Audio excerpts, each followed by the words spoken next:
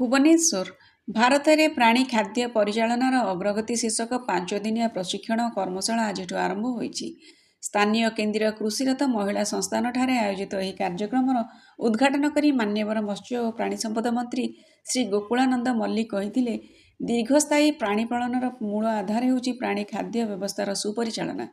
ଜଳବାୟୁ ଅନୁକୂଳ ପ୍ରାଣୀ ଖାଦ୍ୟର ଉତ୍ପାଦନ ଏବଂ ବର୍ଷସାରା ଉପଲବ୍ଧ ହେଉଥିବା ଉଚ୍ଚ ଗୁଣମାନ ଖାଦ୍ୟକୁ ପ୍ରୋତ୍ସାହନ ଦେବାର ଆବଶ୍ୟକତା ରହିଛି। ପ୍ରାଣୀ ସମ୍ପଦର ସମୃଦ୍ଧି ଓ ଗ୍ରାମୀଣ ଜୀବନ ଜୀବିକାକୁ ଅଧିକ ସଶକ୍ତ କରିବା ପାଇଁ ପ୍ରାଣୀ ଖାଦ୍ୟ ପରିଚାଳନାରେ ବିବିଧତା ହେଉଛି ସମୟର ଆହ୍ୱାନ। ଏହି ପ୍ରଶିକ୍ଷଣ ଓ କର୍ମଶାଳା ପ୍ରାଣୀ ପାଳନ କ୍ଷେତ୍ରରେ ବୈପ୍ଳବିକ ପରିବର୍ତ୍ତନ ଆଣିବ ବୋଲି ସେ ଆଶା ବ୍ୟକ୍ତ କରିଥିଲେ। ସୂଚନାଯୋଗ୍ୟ, ମୁଖ୍ୟମନ୍ତ୍ରୀ କାମଧେନୁ ଯୋଜନାରେ ଘାସ ଚାଷ ପାଇଁ ଏକର ପିଛା 35,000 ଟଙ୍କା ହିସାବରେ ସର୍ବାଧିକ 3,50,000 ଟଙ୍କା ସହାୟତା ଯୋଗାଇ ଦେବାର ପ୍ରାବଧାନ ରହିଛି। ଏହି କ୍ରାନ୍ତିକାରୀ ଯୋଜନା ଗୋପାଳକଙ୍କ ସମୃଦ୍ଧି ଦିଗରେ ବିଶେଷ ସହାୟକ ହୋଇଛି। ଏହି ଯୋଜନାରେ 5 ବର୍ଷ ମଧ୍ୟରେ ପ୍ରାୟ 15 ଲକ୍ଷ ଚାଷୀଙ୍କୁ ସାମିଲ କରି ସେମାନଙ୍କ ଆୟକୁ ବହୁଗୁଣିତ କରିବା ପାଇଁ ମତ୍ସ୍ୟ ଓ ପ୍ରାଣୀ ସମ୍ପଦ ବିକାଶ ବିଭାଗ ଲକ୍ଷ୍ୟ ରଖିଛି। ଭାରତ ସରକାରଙ୍କ centre for excellence in animal husbandry Bengaluru ଏବଂ veterinary officers training institute Bhubaneswar ମିଳିତ ସହଭାଗିତାରେ ଏହି କାର୍ଯ୍ୟକ୍ରମ ଆୟୋଜନ ହୋଇଛି। ଏହି ପ୍ରଶିକ୍ଷଣ ଶିବିରରେ 16ଟି ରାଜ୍ୟ ଓ କେନ୍ଦ୍ରଶାସିତ ଅଞ୍ଚଳର ପ୍ରତିନିଧିମାନେ ଯୋଗଦାନ କରିଛନ୍ତି।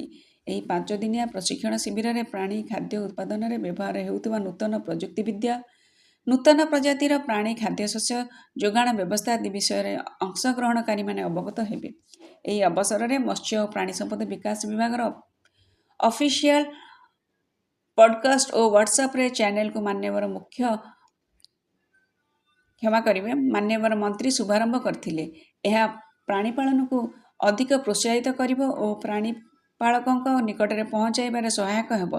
ପ୍ରାଣୀ ଖାଦ୍ୟ ପରିଚାଳନା ଏବଂ ପ୍ରାଣୀ ପାଳନ କ୍ଷେତ୍ରରେ ନବସୃଜନ ଓ ସହଯୋଗକୁ ପ୍ରୋତ୍ସାହିତ କରିବା ଲକ୍ଷ୍ୟରେ କେନ୍ଦ୍ରୀୟ କୃଷିରତ ମହିଳା ସଂସ୍ଥାନ, ପ୍ରାଣୀ ଚିକିତ୍ସକ ପ୍ରଶିକ୍ଷଣ ପ୍ରତିଷ୍ଠାନ, ପ୍ରାଣୀ ପାଳନ ଓ ପ୍ରାଣୀ ଚିକିତ୍ସା ନିର୍ଦ୍ଦେଶାଳୟ ମଧ୍ୟରେ ଏହି ତ୍ରିପାକ୍ଷିକ ଚୁକ୍ତିପତ୍ର ସ୍ୱାକ୍ଷରିତ ହୋଇଛି। ଆମ ରାଜ୍ୟରେ ପ୍ରାଣୀ ପାଳନର ସଫଳତାକୁ ନେଇ ଏକ ବୃତ୍ତଚିତ୍ର ପ୍ରଦର୍ଶିତ ହୋଇଥିଲା। ଏହି କାର୍ଯ୍ୟକ୍ରମରେ ପ୍ରାଣୀ ପାଳନ ଓ ପ୍ରାଣୀ ଚିକିତ୍ସା ନିର୍ଦ୍ଦେଶକ ବିଜୟ ଅମୃତା କୁଲାଙ୍ଗେ, ସିୱାର ନିର୍ଦ୍ଦେଶକ ମୃଦୁଲା ଦେବୀ, ବେଙ୍ଗାଲୁରୁ ସିଇଏଏଚ୍ର ନିର୍ଦ୍ଦେଶକ ଡକ୍ଟର ମହେଶ, ଅତିରିକ୍ତ ଶାସନ ସଚିବ ରୀନା ମହାପାତ୍ର, ବିଭାଗୀୟ ଅଧିକାରୀ ପ୍ରମୁଖ ଉପସ୍ଥିତ ଥିଲେ।